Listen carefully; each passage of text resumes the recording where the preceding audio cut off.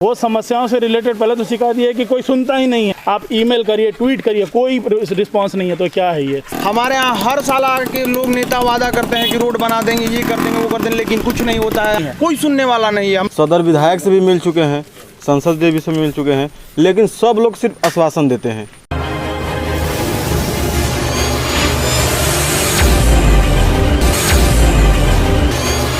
इस देश की राजनीति में राम का नाम प्रमुखता से लिया जाता है। आपको याद होगा कि जब भी बीजेपी सत्ता में आई, बार बार ये दावा करती थी कि हम राम मंदिर बनवाएंगे, और उस वादा को उसने पूरा भी किया, क्योंकि राम के नाम पे जो राजनीति है, चाहे सत्ता के पक्ष हो विपक्ष के लोग हो, सभी करते हैं। कोई जय श्री राम बोलता है तो कोई हनुमान बोलता है।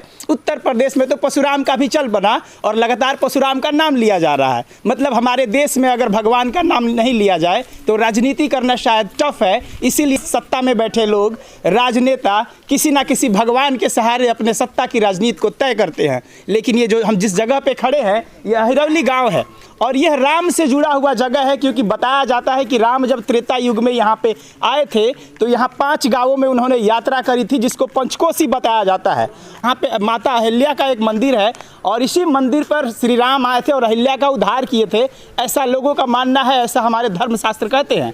लेकिन हर साल यहाँ पे नवंबर माह में, मतलब आज से ठीक 2 महीने बाद यहाँ पे मेला लगता है और न केवल बिहार बल्कि पूरे भारत के जो दर्शन करने वाले लोग हैं, जो राम से जुड़े अपने आप को महसूस करते हैं, वो सभी श्रद्धालु, सभी साधु संत पूरा देश से चल के यहाँ आते हैं। यहाँ कार्यक्रम रखे जाते हैं, जमावड़ा लगता है, नेता लोग भी आते हैं। लेकिन नेता उस कार्यक्रम में बहुत लंबा चौड़ा वादा करते हैं, बहुत बातें कहते हैं, लेकिन धरातल पे जो है, हमारे कैमरे के सामने आप देख सकते हैं कि ये सड़क है और इस सड़क में लोग पैदल जा नहीं सकते, गाड़ी से जाते हैं तो भी कई बार गिर जाते हैं। इसके अलावा जो सामने सड़क है उसमें गाड़ियां तक आधा धंस जाती है, लोग परेशान है, हलकान है। मतलब हम साफ कह सकते हैं कि धर्म स्थली को इग्नोर कर रही है ये सरकार, चाहे वो राज्य की सरकार हो चाहे केंद्र की सरकार हो। और इसीलिए यहाँ के लोग जो है काफ़ी गुस्से में हैं। आप देख सकते हैं जैसे हम लोग यहाँ पहुँचे, कुछ लोग अचानक उमड़ पड़े और लोगों का कहना है कि हम लोग परेशान हैं क्योंकि हमारा कोई सुनने वाला नहीं है। पहले तो शिकायत ये है कि कोई सुनता ही नहीं है।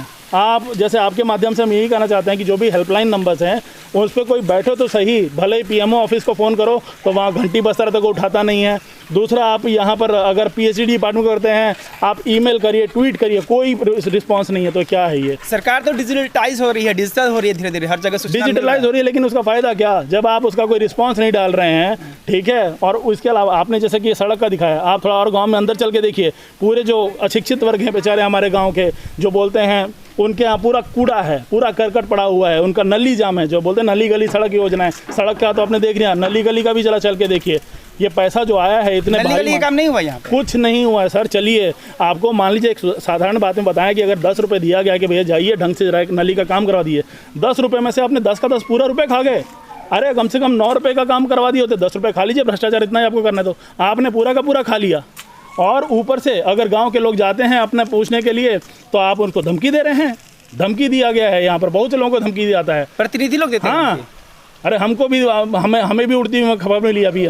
हम आए, हमने बातचीत करना शुरू किया तो बोले यहाँ पर गांव में कुछ लौंडे पढ़े लिखे आ गए हैं और अब शुरू कर दिया उन्होंने। नेताओं को दिक्कत है पढ़े लिखे लोगों से? नेताओं को क्या, नेताओं के नुमाइंदे यहाँ बैठे हैं सब। अच्छा, ये सब बैठे हैं जिनको हमने जिताया था, इसलिए नहीं जिताया था कि आप बैठ के हमारे को कल को हमको धमकी देंगे। तो ये जो आप धमकी दे रहे हैं तरह तरह का कि ये कर देंगे वो कर देंगे, अरे जाओ जो करना है करो। हरिजन एक्ट तक का लगाने की बात कर रहे हैं, क्योंकि जो हरिजन एक्ट क्या है? अरे मैं लड़ रहा हूँ, मैं गांव के लिए लड़ रहा हूँ। बिल्कुल, मेरे गांव में छोटे छोटे बच्चे हैं, जो ये इतने छोटे छोटे बच्चे हैं, इनको मलेरिया होगा, पानी जमा रहता है नाली में, कौन देखेगा उसको? ये समझ में नहीं आता। अरे भ्रष्टाचार में तुम्हारे बच्चे को मच्छर काटेगा। तो ये एक दुख की बात है जो कि गवर्नमेंट समझ नहीं पा रही है। कहते हैं कि आवाज़ जब मतलब नहीं समझ पाता, कुछ बड़ा करना पड़ता है। तो क्या चाहते हैं, मंत्रियों के ऊपर लाठी जूता मारे? इसके लिए किसको रिस्पॉन्सिबल मानता हूँ? पहले तो अपने गांव के उस बंदे को जिसको कि मैंने चुना था, जो घटिया निकल गया, उसका बहिष्कार करना चाहिए। पूरे गांव को निकाल देना चाहिए उस आदमी को।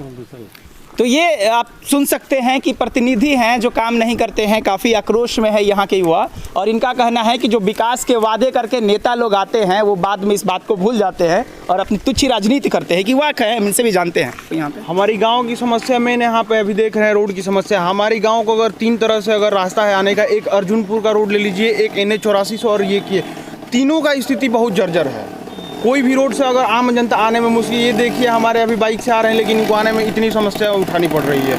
हमारे यहाँ हर साल आके लोग नेता वादा करते हैं कि रोड बना देंगे, ये कर देंगे, वो कर देंगे, लेकिन कुछ नहीं होता है। यहाँ पे पानी हमारे पास जमा हुआ है, अगल बगल अभी वैश्विक महामारी जो फैली हुई है वो रोग के कारण फैले हुआ है, गंदगी के कारण फैली हुई है। हर जगह स्वच्छता अभियान चलाया जा रहा है, लेकिन इतनी गंदगी में हम लोग स्वच्छता कैसे क्या सोचते हैं यहाँ पर रखा गया है। देखिए हर जगह के नाली का पानी एक जगह एकत्रित हुआ है, जिससे कि अनेक तरह की बीमारियाँ फैलेंगी, बच्चे बीमार होंगे, कोई सुनने वाला नहीं है, कोई सुनने वाला नहीं है। हम लोग अनेक जगह अनेक प्रकार के हम लोग कार्रवाई के लिए हम लोग आगे फाइल पहुंचा, लेकिन तो इलेक्शन आने वाले हैं, इस समय तो नेता काफी झुक के बात करते हैं, घर पे जाते हैं, बात करेंगे, वहीं फिर सब लोग आश्वासन दे रहे हैं कि अगले हफ्ते से काम लग जाएगा, इस हफ्ते से काम लग जाएगा, ये काम वो करेंगे, लेकिन कुछ हमें लगता है कि इस बार भी कुछ नहीं होगा।